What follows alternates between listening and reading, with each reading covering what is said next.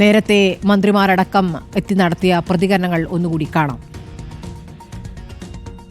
അടച്ചിട്ടിരുന്ന താഴത്തെ ടോയ്ലറ്റിൻ്റെ ഭാഗമാണ് അവിടെ ഇപ്പോൾ ഇടിഞ്ഞു വീണതായിട്ട് കാണുന്നത്. അപ്പോൾ ഈ ഒരു സംഭവത്തിൽ 2 പേർക്ക് പരിക്കുണ്ടെന്നാണ്, സാരമായ പരിക്ക്, വളരെ സാരമായ പരിക്കില്ല എന്നുള്ളത് കാണുന്നു.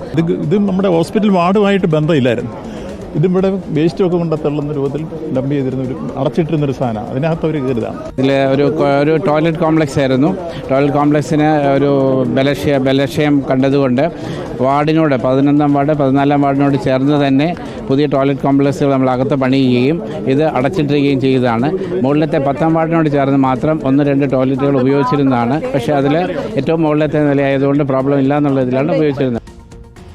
പൂട്ടിയിട്ട മുറികൾ, പൂട്ടിയിട്ട ശുചിമുറി, അവിടെ വേസ്റ്റ് ഒക്കെ കൊണ്ടിടുന്ന സ്ഥലമായിരുന്നു എന്നൊക്കെയാണ് മന്ത്രി വാസവൻ പറഞ്ഞത്. പക്ഷെ അതായിരുന്നില്ല യഥാർത്ഥ ചിത്രമെന്ന് ഇപ്പോൾ കൂട്ടിരിപ്പുകാർ തന്നെ പ്രതികരിച്ചിരിക്കുകയാണ്. അഖിൽ ഏതു ഭാഗത്താണ് നിൽക്കുന്നത്? നേരത്തെ പറഞ്ഞ പോലെ 4 പാടുമുള്ള കെട്ടിടങ്ങൾ, അതിലൊരു കെട്ടിടം തകർന്നു വീണിരിക്കുന്നു. പലതും പഴകി പൊളിഞ്ഞ് വീഴാറായ അവസ്ഥയിലുമാണ്. ഇപ്പോൾ ഹോസ്റ്റൽ കെട്ടിടത്തിന്റെ വിവരം നേരത്തെ ഒരു വിദ്യാർത്ഥി സൂചിപ്പിക്കുകയും ചെയ്തു. അവരുടെ അവസ്ഥയും ഭയപ്പാടുള്ളതാണ് എന്ന്.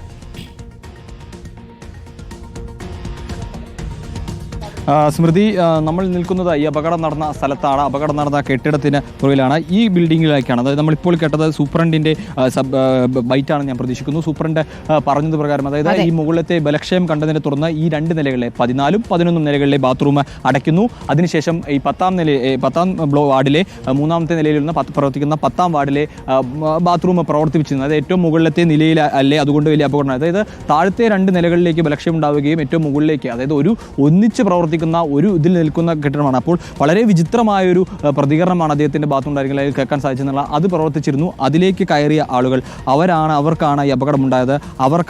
അതിലൊരാൾക്കാണ് അതിദാരുണമായ മരണം സംഭവിക്കുന്ന സാഹചര്യം പോലും ഉണ്ടായിരിക്കുന്നത് എന്നുള്ളതാണ്. നമുക്ക് കാണാം, 2ാമത്തെ നില, അതായത് 2ാം നിലയിലെ 14ാം വാർഡിനോട് അതിന് ബാത്റൂമും ഒപ്പം താഴത്തെ നിലയിലെ ബാത്റൂമും ഒക്കെ തന്നെ മറ്റ് സാധനങ്ങളും വേസ്റ്റ് കൂട്ടിയിടാനും ഒക്കെയാണ് ഉപയോഗിച്ചത്. പക്ഷേ ഏറ്റവും മുകളിലത്തെ നില പ്രവർത്തിച്ചിരുന്നു, ആ ബാത്റൂം പ്രവർത്തിച്ചിരുന്നു. ആളുകൾ അവരുടെ തുണി അലക്കാൻ കെട്ടിവരുന്ന കയറുകൾ പോലും പൊട്ടി താഴേക്ക് തൂങ്ങി നിൽക്കുന്ന നമുക്കിവിടെ ദൃശ്യങ്ങളിൽ കാണാൻ സാധിക്കും എന്നുള്ളതാണ്.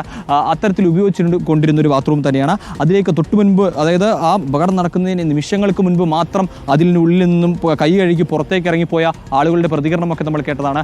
അത്രത്തോളം ഒരു ഭയത്തോടെയാണ് അവർ പോരുന്നത്. ആ ബിൽഡിംഗ് അങ്ങനെ അതുപോലെ അങ്ങ് താഴേക്ക് വന്നിരിക്കുന്നു എന്നുള്ള ഒരു വശം അങ്ങനെ മുഴുവനായും താഴേക്ക് ഇടിഞ്ഞ് തൂങ്ങിയിരിക്കുന്നു എന്നുള്ളതാണ്. വലിയൊരു ശബ്ദത്തോടെ കേട്ട ആളുകൾ ഓടി വരുമ്പോൾ ഒരു കുട്ടി ഇതിന് മുകളിലേക്ക് ഇടിഞ്ഞു വീണ കെട്ടിടത്തിൻ്റെ മുകളിൽ നിൽക്കുന്നത് കണ്ടു. ആ കുട്ടിയെ രക്ഷപ്പെടുത്തി.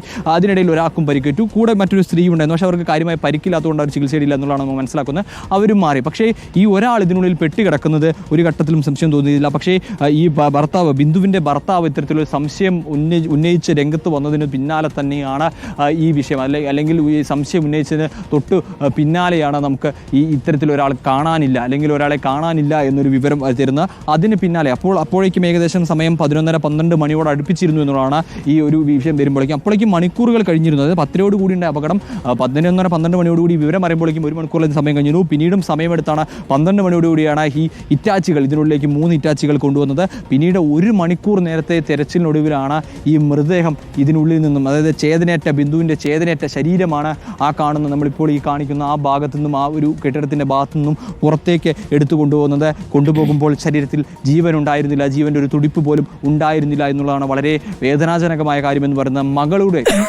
മകളുടെ ചികിത്സയ്ക്ക് കൂട്ടിരിപ്പനായി എത്തിയതായിരുന്നു ബിന്ദു എന്ന് പറയുന്നത്. ആ ബിന്ദു ഉണ്ടായിരുന്നത് 10ാം വാർഡിലായിരുന്നു. ബിന്ദുവിൻ്റെ ഒപ്പം ഉണ്ടായിരുന്ന മറ്റ് ആളുകൾ, അവരോടൊക്കെയാണ് ഇപ്പോൾ ഈ ഡിസ്ചാർജ് വാങ്ങി പോകണം എന്ന കാര്യം ഈ അധികൃതർ പറഞ്ഞിരിക്കുന്നു എന്നുള്ളതാണ്. അതിന് കാരണമായി പറയുന്നത്, ഈ രോഗികളോട് പറഞ്ഞില്ലെങ്കിൽ പോലും നമുക്ക് മനസ്സിലാക്കാൻ സാധിക്കുന്നത്, ഈ കെട്ടിടം, അതായത് ഈ ബലക്ഷയം സംഭവിച്ച ഈ ബാത്റൂം ഇടിഞ്ഞ് വീണ ഈ കെട്ടിടം പൂർണ്ണമായും അടയ്ക്കുന്നു. അതുകൊണ്ട് തന്നെയാണ് ഇതിൽ ഓപ്പറേഷൻ തിയേറ്റർ, സർജറി തിയേറ്റർ അടക്കമുള്ളതുകൊണ്ട് അത് മാറ്റി പ്രവർത്തിപ്പിക്കുമ്പോൾ സ്വാഭാവികമായും ഇവർക്ക് സർജറി ചെയ്യാൻ കഴിയില്ല എന്നുള്ളത്. അതായത് ഏറ്റവും മുകൾ നിലയിലാണ് സർജറി ഉള്ളത്. ആ സർജറി ചെയ്യുന്ന ആളുകളെയാണ് ഈ 10ാം വാർഡിൽ പാർപ്പിച്ചിരുന്നത്. അതുകൊണ്ടാണ് അവിടെയുള്ളവർക്ക് ഉപയോഗിക്കാനായിട്ടായിരുന്നു. അവർക്ക് മറ്റ് പുറത്തേക്ക് പോകാൻ കഴിയില്ല. അതുകൊണ്ട് തന്നെ മറ്റ് ബാത്റൂം ഉപയോഗിക്കാൻ കഴിയാത്തതുകൊണ്ടാണ് ഇവർ ഇവിടെ താമസിപ്പിച്ചിരുന്നതെന്നാണ് നമ്മൾ മനസ്സിലാക്കാൻ സാധിക്കുന്നത്.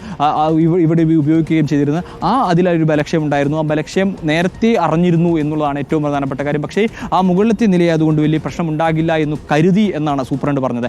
അപ്പോൾ അത്തരത്തിൽ ഒരു കരുതൽ, അവിടെ എന്തോ ഒരു നിരുത്തരവാദപരമായ ഒരു മറുപടി, അല്ലെങ്കിൽ ഒരു വിചിത്രമായ വാദം എന്ന് തന്നെ നമുക്കതിനെ പറയേണ്ടി വരും എന്ന് തന്നെയാണ്. ഇപ്പോൾ എന്തായാലും ഇവിടെയുള്ള ആളുകളെ മൊത്തം മാറ്റുന്നു എന്നുള്ളതാണ്. ഇപ്പോൾ നിലവിൽ ഈ 3 വാർഡിലെ ആളുകളെ പൂർണ്ണമായും ഇവിടെ നിന്നും മാറ്റിയിട്ടുണ്ട്. ഇനി 3 വാർഡുകളിലെ ആളുകളെയും ഒപ്പം തന്നെ ഇപ്പോൾ ഈ ഓപ്പറേഷൻ നടന്നുകൊണ്ടിരിക്കുന്നത് പൂർത്തിയാക്കാതെ പാതി വഴിയിൽ ഉപേക്ഷിക്കാൻ കഴിയില്ല. അഖിൽ, ഒരു കൃത്യമായ കണക്ക് 70 പേരെങ്കിലും എന്നാണല്ലോ നേരത്തെ പറഞ്ഞത്. അതിലൊരു കൃത്യമായ കണക്കിലേക്ക് നമുക്ക് എത്താൻ പറ്റുമോ?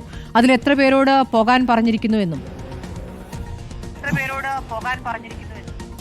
സ്മൃതി, അതായത് ഒരു കൃത്യമായ കണക്ക് നമുക്ക് പറയാൻ കഴിയില്ല. അതായത് 3 വാർഡുകളാണ്. 3 വാർഡുകളിലും പല ഇതിലാണ്. ഈ 70 ആളുകൾ എന്ന് പറയുന്നത് 14-ാം വാർഡിലുണ്ട്. അതായത് 14-ാം വാർഡിൻ്റെ ഇൻചാർജ് ആയിട്ടുള്ള ഒരു ജീവനക്കാരൻ നമ്മൾ ചോദിച്ചപ്പോൾ അദ്ദേഹമാണ് പറഞ്ഞത് ഇവിടെ 70ഓളം ആളുകളുണ്ടായിരുന്നു, അവരെ മാറ്റി എന്നാണ് അദ്ദേഹം ആദ്യഘട്ടത്തിൽ പറഞ്ഞിരുന്നത്.